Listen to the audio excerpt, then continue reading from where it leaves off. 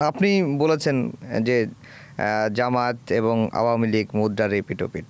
কারণ জামাত তো একটা এখনকার সময়ে সবচাইতে কি বলবো ক্ষমতার কাছাকাছি আছে, বা তাদের একটা মানে তারা এখন সেকেন্ড পার্টি হিসেবে নিজেদেরকে মনে করছে, এবং তারা এই গত 15-16 বছরে আওয়ামী লীগের আমলে তো নির্যাতিত হয়েছে, তাদের নেতাদেরকে অনেকে ফাঁসিতে দেওয়া হয়েছে নানা রকম মামলার কারণে, বিচারের প্রক্রিয়ার মধ্য দিয়ে। তো তাদেরকে আপনি আওয়ামী লীগের সঙ্গে তুলনা করছেন।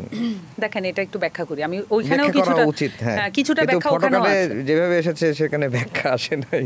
ফটোকার্ডে ব্যাখ্যা যায় না, এটা আপনারা সেই কারণে ব্যাখ্যাটা জানতে চাইলাম। এখন ওইখানে আসলে পুরো সাক্ষাৎকারটা একটা ব্যাখ্যা ছিল যে আমরা অতীতে দেখেছি যে জামাতের যে মিস্টেক সেটা হচ্ছে ৭১।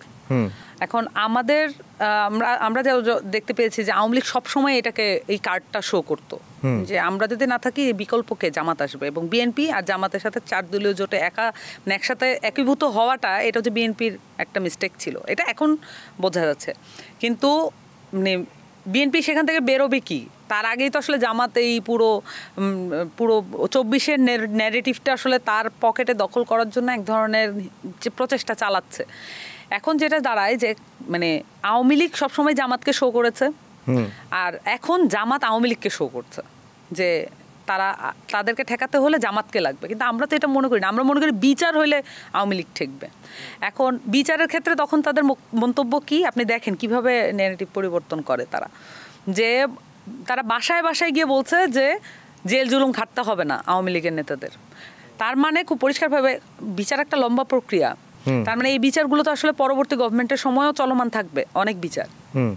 পরিষ্কারভাবে এই মেসেজটা কিন্তু বাংলাদেশের মানুষের কাছে উন্মুক্ত করা হলো যে বিচারগুলো তারা কন্টিনিউ করবেন না এবং বিচারগুলো হতে দেবেন না। আপনি যে খবর নিয়ে দেখবেন সাভার অঞ্চলে যেই কয়টা, আমি সাভার একটা জানি বলে বিধায় বলছি, অন্যান্য অঞ্চলে খোঁজখবর নিলেও আজকেও পত্রিকায় রিপোর্ট হয়েছে যে ক্রমাগত এই আওয়ামী লীগের নেতাদেরকে ছাড়িয়ে দেওয়া হচ্ছে। এই যে সাভার অঞ্চলে যাদেরকে ছাড়িয়ে দেওয়া হয়েছে বিভিন্ন মামলা থেকে, তাদেরকে ছাড়িয়ে দিয়েছেন জামাতের একজন খুব সেলিব্রিটি আইনজীবী। এবং আবার অন্যদিকে বলা হচ্ছে যে আপনাদের সম্পদ সবচেয়ে বেশি, ময়মনসিংহের একজন জামাতের নেতা উনি বলছেন আপনাদের সম্পদ সবচেয়ে বেশি, কোনো ক্ষয়ক্ষতি হবে না যদি জামাত হেফাজতে থাকবে। আবার শুরুতে যদি মনে করে থাকেন জামাতের আমির, উনি মন্তব্য করেছেন ফ্যাসিস্ট বলা উনি পছন্দ করেন না। আমরা আওয়ামী লীগকে দেখিয়ে রাজনীতি করতে চাই না, আমরা আওয়ামী লীগের একটা সমাধান চাই।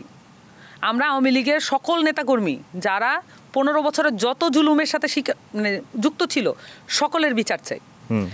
ইভেন আমি আপনাকে এটা বলি যে যদি গণরুমে কোনো ছেলেকে আহত করে থাকে কোনো ছাত্রলীগ নেতা, সেই অতটুকু ঘটনার বিচার আপনাকে করতে হবে, এতটুকু মানে সদিচ্ছা আপনার থাকতে হবে। পরিষ্কারভাবে বোঝা যাচ্ছে যে ওই ছোট ঘটনা তো দূরে থাক, তার শিবিরের নেতাটা মানে হয়তো আহত হয়েছিল, সেই বিচার তো সে চাইই না। যেগুলো মামলা হয়েছে অলরেডি সেই মামলাগুলোকে তারা বন্ধ করে দিবে একসময়, এটা বোঝা যাচ্ছে।